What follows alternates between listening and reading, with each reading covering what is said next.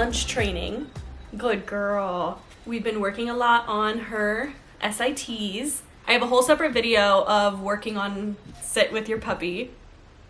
Good girl, which is already up on my channel and I will link it down below. But today we're going to be focusing on teaching her touch. I think touch is such a great skill to teach your puppy, and especially like a puppy, because it is a great introduction into recall. What touch does is to get your puppy to come to you and like touch your hand or like boop your hand with their nose or their snoot, and without knowing it, you are laying the groundwork for a great recall with your puppy, because you're asking them to do a command which they have to come to you to do. And before they officially learn recall, touch is a great way to get them to recall in the house. It makes them really excited, and it's relatively easy to teach your dog. And here's how we're gonna do it. I have Beyla's kibble here. This is just her lunch kibble. This is what I use to train a lot of the times. You can also use training treats, but I do hand feed all of her meals because I use this time for training.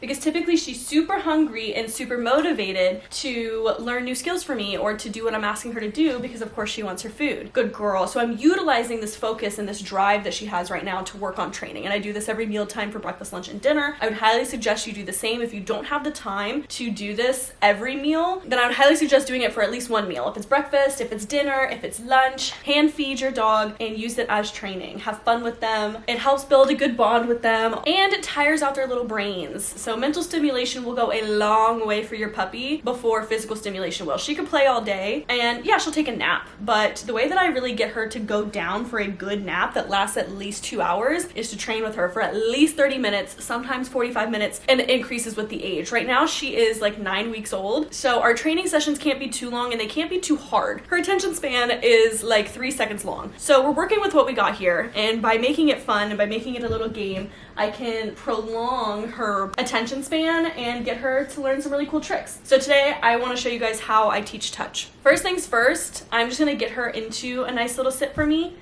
Yes, good girl. And I'm going to only hold one treat in my hand at a time because you do need your other hand to teach this touch. Putting her in a nice little sit, I'm going to introduce my other hand and I'm just going to touch her snoot. Yes, good girl. And I'm just tapping it so lightly, and we're just going to repeat the process. Yes, good girl. Now I'm using my marker cue, which for me is YES, when I tap her nose to show her that, yes, that's exactly what I want. Yes, good sit. Yes, good girl. You can also train with a clicker, and it does pretty much the same thing. So when they do the command the way that you're asking them to do it, yes, you want to make sure that you're consistent with the way that you give praise and consistent with what you are praising. You want to make sure that whatever trick or skill you're teaching them, they are doing it correctly, like their body position is correct and what you're asking them to do is correct. Yes, good girl. Yes, good girl. And she's going to learn that whenever I boop her snoot, she gets a treat. She doesn't know why right now, but she doesn't really care. She just knows that she goes into a nice sit. Yes, good girl. I boop her snoot, she gets a treat. Now, essentially, we can just start working our way of moving my hand a little bit farther and farther from her snoot. So when we're in a sit, I can put it right here and see if she'll choose to touch my hand rather than my other hand with the treat.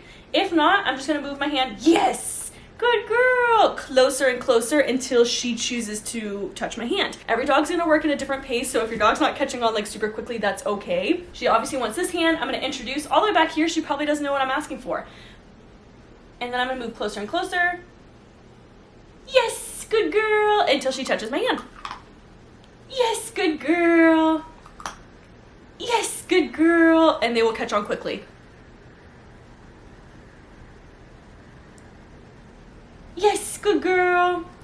One thing that I do specifically with touch, just as like a tidbit, is if you're gonna teach your dog how to shake or how to give paw, usually you put your hand underneath kind of thing. So for me, teaching touch, I prefer to, instead of doing this, because that might get confusing, I turn my hand sideways. I also don't do this because if you're gonna teach your dog how to give yourself a high five or something else, I like to differentiate my hand placement so that they also know what I'm asking for. So whenever I go to teach her a paw or a shake, my hand's gonna go this way. Whenever I go to teach her high five, it's gonna go this way. So for touch, I always teach it with a sideways hand.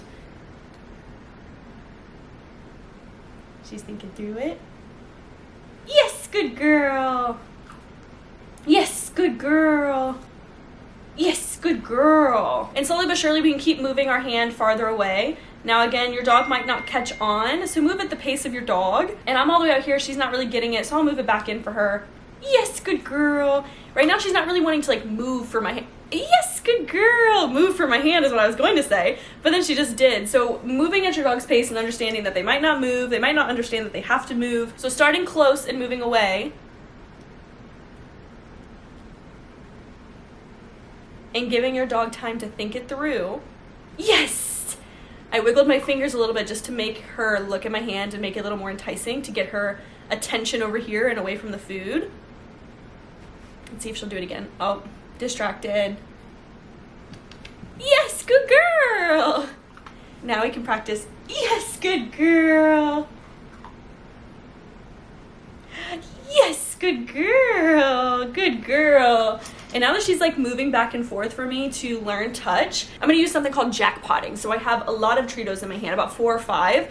And if she is going to move all the way over here for my hand, I'm gonna jackpot that because that is awesome and super big and exactly what I want. Yes, good girl. Yes, good girl.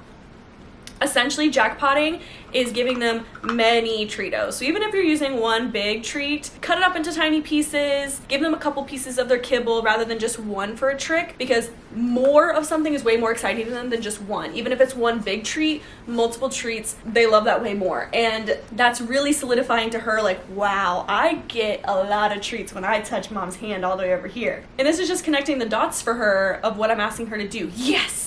She knows now, like, hoo hoo hoo.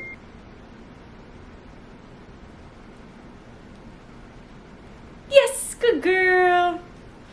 And it can be a fun game to also, oh, she didn't touch it. Yes, good girl.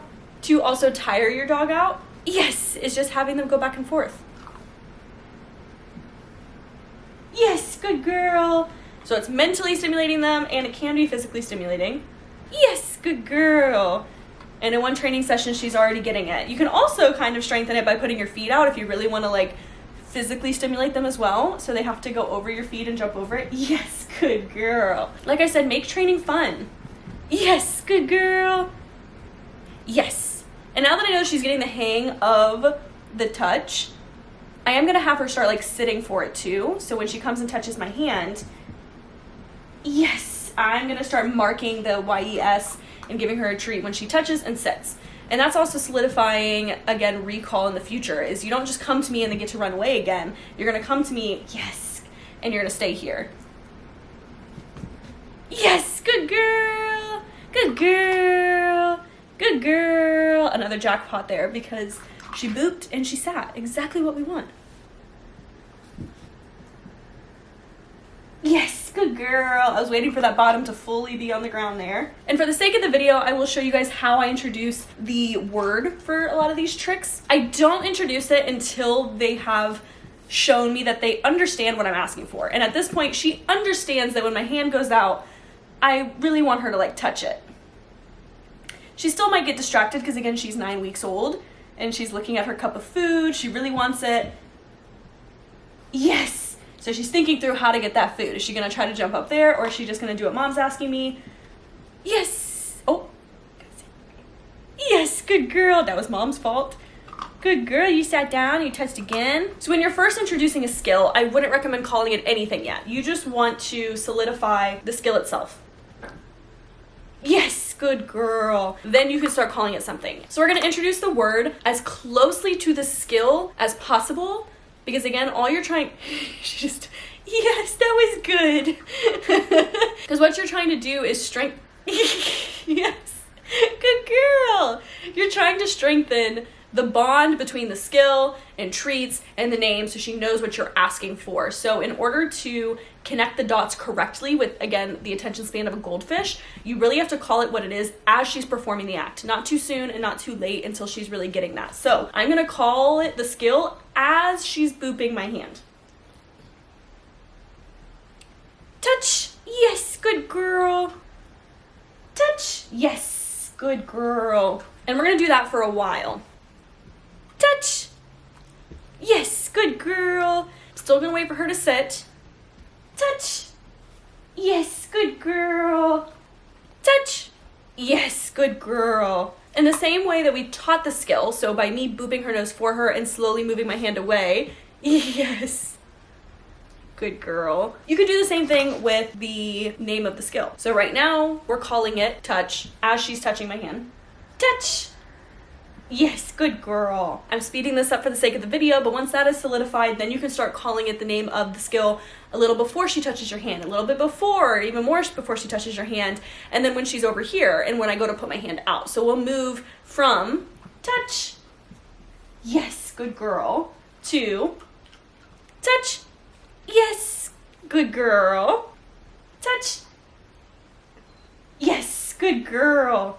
So that one actually got her. I said it before she touched my hand. She paused, and then she touched my hand. So we love that. But eventually you're going to be able to do it where I'm saying, touch.